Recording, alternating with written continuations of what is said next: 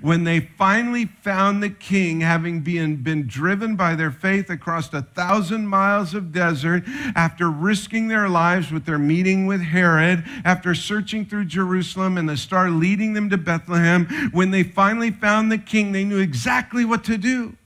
They bowed down and worshiped him. That's it. No matter how long the road had been for them to get there, it was worth it. No matter what difficulty, no matter what dangers they had gone through, it was worth it. They knew now their job, their requirement, their role was to bow down and worship the presence of the king. That was their only response. It's the only thing they did. If you'll just really read the story, you'll find out this is the pinnacle of the entire story, is when the wise men worship Jesus. And notice, in case you are interested in these things, the only person in that room they worshiped was Jesus.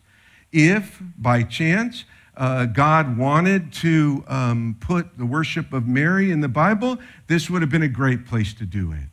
But Mary is not worshiped, only Jesus is worshiped, and that's all the wise men did, is they came to worship the king.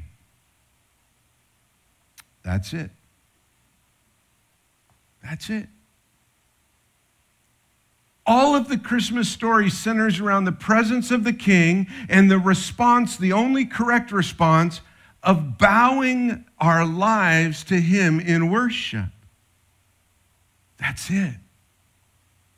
Maybe we've complicated it. Maybe our culture has complicated it. But Christmas is about the King of Heaven coming to earth to save our souls and us worshiping him, knowing enough to bow our lives and our hearts to worship him. You mean they didn't take back any words of wisdom from him? No, it's a bit early for that.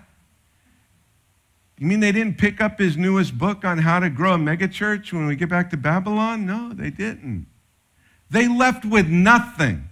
They traveled 1,000 miles to worship in the presence of the king, and that's it. And you would say, well, what about the gifts? They brought the gifts, right? Yeah, that was worship.